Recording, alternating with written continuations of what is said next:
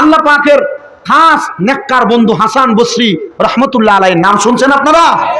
হাসান বসরির একটা পাওয়ার ছিলেন, উনি ছিলেন একটু গরম টাইপের, আল্লাহর খাস বুজুর্গ বান্দা। হাসান বসরি রহমতুল্লাহ আলাইহি হাঁটার পথে, রাস্তা দিয়ে যখন হাঁটতেন, উনি হাঁটার পথে একদিন উনি যখন মরুভূমি দিয়ে হাঁটছেন, হাঁটার সময় ওনার গায়ের মধ্যে পাখি পটি করে দিছে, পায়খানা করে দিছে। কি পায়খানা করছে? পাখি পায়খানা করাতে হাসান বসরি রাগান্বিত হইয়া ওই পাখির দিকে এমন বেলায়েতের চোখ দ্বারা পাওয়ার দিছেন, পাখি ওখান থেকে পুইরা নিচে পড়ে গেছে। সুবহানাল্লাহ, জোরে পড়েন। উনি সামনের দিকে আসছেন, আসরের নামাজের ওয়াক্ত, ওযু করবে, পানি নাই, কাপড় ধৌত করবে। উনি ঘরের দরজার সামনে সালাম দেয়, আসসালামু আলাইকুম ওয়া রাহমাতুল্লাহ, পানি আছে, পানি দেওয়া যাবে? বলে না, পানি দেওয়া যাবে না। বলে কেন? ঘরের মধ্যে কোনো পুরুষ মানুষ নাই। বলে তাহলে একটা বালতির ব্যবস্থা বা পানির কোনো ব্যবস্থা করে দেন না। বলে ঘরের পিছনে কূপ আছে, ওইখানে যান। উনি কূপের কাছে যায়, দেখলেন ওইখানে কোনো পানির ব্যবস্থা আছে, কিন্তু পানি তোলার জন্য কোনো বালতি নেই। ঘরের সামনে যায় ডাক দিয়ে বললেন, হে ঘরওয়ালি মহিলা, একটা বালতি এবং দড়ির ব্যবস্থা কি করে দেওয়া যাবে? উনি বলছেন, কিসের আল্লাহর ওলি হইলেন? রাস্তার মধ্যে আসার সময় পাখিকে আপনার চোখের নজরে মেরে ফেলছেন, কিন্তু পানি তুলতে পারেন না, বালতি আর দড়ি লাগে। সুবহানাল্লাহ নাই? কিসের আল্লাহর ওলি হইছেন আপনি? কিসের নামাজি আপনি? পানি তোলার জন্য দড়ি বালতি লাগে? আল্লাহর বুজুর্গ বান্দা যারা, তাদের খাসিয়ত এমন ছিল। আমরা বুজুর্গ, আমরা বুজুর্গ, কি কথা বলেন না কেন? কিসের ওলি হইছেন? মহিলা ভিতর থেকে বলেন, আপনি আড়ালে যান, আমি আসতেছি, পানি তুলে দিচ্ছি। হাসান বসরি উনি এমন একটা পর্দার আড়ালের মধ্যে লুকাইলেন, দেখলেন মহিলাটা বের হলো আর পানির কূপের মধ্যে বিসমিল্লাহ বলে 3 বার থু থু থু, কয়বার মারছেন? 3 বার থুতু নিক্ষেপ করছে। পানি কূপের নিচ থেকে উপরের দিকে উতরে পড়তেছেন। আল্লাহর ওলি বলে, আমি দেরি করলাম না, আমি যে ওযু বানাইয়া নামাজটা আগে শেষ করলাম, দরজার সামনে দাঁড়াই আমি সালাম দিলাম, আসসালামু আলাইকুম ওয়া রাহমাতুল্লাহ।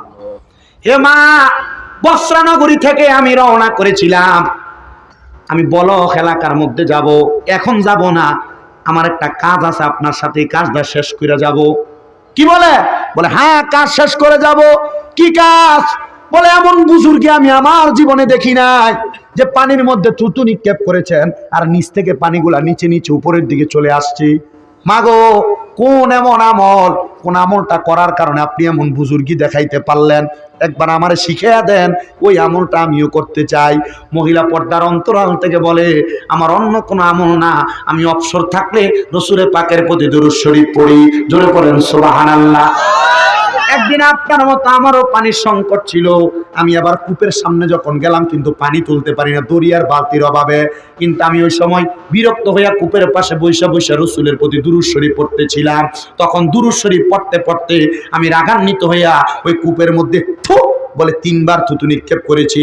দেখলাম থুতু নিক্ষেপ করার কারণে পানি উপরের দিকে আসতেছে। আমি নামাজ পড়ে আল্লাহর কাছে মুরাকাবা মুশাহাদা করে দোয়া করতে লাগলাম, আল্লাহ এটা কেমন পাওয়ার বুঝতে পারলাম না, রাগান্বিত হয়ে থুতু নিক্ষেপ করলাম, পানি উঠে যাচ্ছে। আল্লাহ তাআলার পক্ষ থেকে আওয়াজ আসছে, মহিলা, এখন থেকে যেদিন তুমি এখানে থুতু নিক্ষেপ করবা, পানি দরকার লাগলে থুতু দিলে নিচ থেকে পানি নিচে নিচে উপরে উঠে চলে আসবে। এই দুরূদ শরীফের আরো কয়েকটা ফজিলত শুনেন। নবীজি বলছেন, দুনিয়াতে যেই উম্মত আমি নবীর প্রতি যত বেশি দুরূদ শরীফ পড়বে, জান্নাতের মধ্যে সেই ব্যক্তি আমি নবীর তত কাছাকাছি থাকবে। নবীর কাছে জান্নাতে থাকতে চাই না? আর নবীকে জান্নাতে পাইলে আমাদের জীবন তো এমনিই ধন্য হয়ে যাবে। সুবহানাল্লাহ। আরে আশিকে রাসূল যারা, হক্কানি উম্মত যারা, তারা মারা যাওয়ার পর থেকে নবীকে কবরে পায়, হাসরে পায়, মিজানে পায়, ফুলসিরাতে পায়। সুবহানাল্লাহ বলেন। বলে যে কিভাবে পায়? ওই যে কবরে রাখার সময় দোয়া পড়েন না, বিসমিল্লাহি ওয়া আলা মিল্লাতে, এই দোয়া কেন পড়েন? রাসূল কবরে আসবে আপনাকে নেওয়ার জন্য, কারণ আপনি আল্লাহর খাস বান্দা যদি হয়ে থাকেন, রাসূল আপনাকে রাসূলের কোল মোবারকে নিয়ে যাবেন। সুবহানাল্লাহ পড়েন না? রসুলের প্রতি ভালো আকীদা, রসুলের প্রতি সন্তুষ্টির আকীদা। হুজুর কেন? আল্লাহর হাবিব বলছেন শুধু এটা না, কেউ যদি আমি রসুলের প্রতি একবার দুরূদ শরীফ আদায় করে জান্নাতের মধ্যে তার জন্য একটা বৃক্ষ রোপণ করা হয়, গাছ লাগানো হয়। একবার বললেন সাল্লাল্লাহু আলাইকা ইয়া রাসূলুল্লাহ, একবার বললেন আসসালাতু ওয়াসসালামু আলাইকা ইয়া রাসূলুল্লাহ, একবার বললেন সাল্লু আলাল হাবিব সাল্লাল্লাহু আলাইহি নবী। এভাবে একবার যদি পড়েন একটা গাছ লাগাবে। মনে করলেন আপনি দুনিয়ার ভুলভ্রান্তির কারণে আপনি দুজকে চলে গেলেন। কোথায়? দুজকে চলে গেলেন আপনি। তো দুজকে চলে গেলে আপনি আল্লাহ তাআলার কাছে তখন বলবেন, আল্লাহ আমি তো দুজকবাসী, ওই যে আমি কিছু কিছু দুরূদ শরীফ পড়েছিলাম রসুলের উপরে, আমার একটু আমল আছে। আল্লাহ আপনার হাবিব বলছিলেন কেউ যদি একবার দুরূদ শরীফ পড়ে জান্নাতের মধ্যে তার নামে একটা গাছ লাগানো হয়। কথা কি সত্য? বলে হ্যাঁ সত্য। আল্লাহ তাহলে আমি মিনিমাম অন্য কোনো দিন করি আর না করি প্রত্যেক শুক্রবার সর্বনিম্ন 80 বার দুরূদ শরীফ পড়েছি। আমি যে আমল করি আপনাকে সে আমলের কথা বলছি। সর্বনিম্ন কয়বার? 80 বার প্রত্যেক শুক্রবার দুরূদ শরীফ পড়েছি। তাহলে 80 বার পড়লে 80টা গাছ লাগানো হয়েছে। আল্লাহ প্রতি শুক্রবারে আমল করেছি, এমন কতবার করেছি আল্লাহ, এমন অনেকগুলা গাছ তো আমার জান্নাতে আছে। আল্লাহ আমি একবার ওই গাছগুলা দেখতে চাই। হাদিস শরীফ যখন আমার ওস্তাদ কুমিল্লা ইসলামী আলিয়া মাদ্রাসার সম্মানিত মুহাদ্দিস আব্দুর রাজ্জাক হুজুর যখন পড়ান, উনি কান্না করে দিয়েছেন। একটা হাদিস 3 দিন পড়াইছেন, একটা হাদিস। কয়দিন? লাস্ট যেদিন পড়াইছেন 3 ঘন্টা এক হাদিস পড়াইছেন লাস্ট। হুজুর কান্না করে দিয়েছেন। হুজুর বলছেন তখন মুমিন বান্দা এই দুরূদ শরীফের আমল দেখার জন্য জান্নাতে যাবে। বান্দা দুনিয়ার গুনার কারণে জাহান্নামে যদিও যায়, তখন বান্দা জান্নাতে যাওয়ার পর আর এখান থেকে বের হবে না।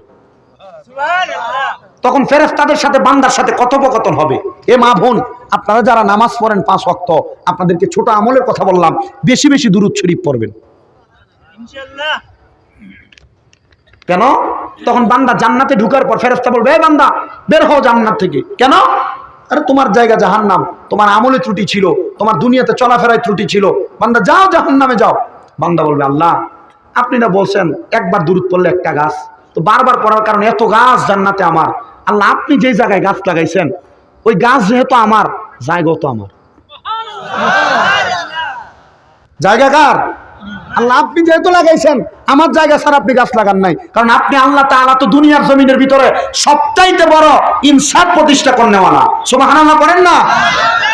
আল্লাহ এই গাছের জায়গা আমার, আমি এখান থেকে যাব না। ওই যে ইদ্রিস পয়গম্বরের মতো, ইদ্রিস নবীর ঘটনা শোনেন না আপনারা? ইদ্রিস আলাইহিস সালাম জান্নাতে যাওয়ার অনুমতি চাইছেন, মৃত্যুবরণ করার, মরার আগে একবার মরে যাওয়ার, তামুতু কাবলাল মাউত, মরার আগে একবার মরে যাওয়ার অনুমতি চাইছেন। আল্লাহ তাআলা বলছে ঠিক আছে মরো। আল্লাহ জান্নাত দেখতে চাই, যাও জান্নাতে। আসার সময় জুতা ফেলে আসছে। কি ফেলে আসছে? আল্লাহ বলছে একবার যাইতে পারবা। তো জিব্রাইলকে বলছে জিব্রাইল আমি জান্নাতে গেছি, তো জুতা তো রেখে আসছি। তো ইদ্রিস আলাইহিস সালাম জান্নাতে প্রবেশ করছেন। প্রবেশ করে বলছেন এই জান্নাত থেকে জুতা নিয়ে আসবে। জিব্রাইল আলাইহিস সালাম ডাকতেছেন আসো না, আল্লাহ একবারের অনুমতি দিয়েছে, দ্বিতীয়বারের অনুমতি তুমি দিছো, এখন আর বের হওয়া যাবে না। ইদ্রিস নবী এখনো জান্নাতে। আরো জোরে বলেন সুবহানাল্লাহ। কিন্তু আবার হাদিস শরীফে তো আছে আমাদের নবীর পূর্বে কেউ জান্নাতে যাবে না। তাহলে আমাদের নবী কিভাবে জান্নাতে গেলেন? তার মানে বোঝা যাচ্ছে আল্লাহ তাআলা আলমে আর হয় যখন রসুলের পাকের রূহ মুবারক তৈরি করেছেন, তখন থেকে রসুলকে জান্নাত প্রদর্শন করাইছেন। ওয়াজ, অনেক ওয়াজ আছে, অনেক ওয়াজ বের হবে যদি আপনারা শোনেন। তো দুরূদ শরীফের ফজিলত বলছিলাম, তো দুরূদ শরীফ কি কম হবে না বেশি হবে? কম হবে না বেশি হবে?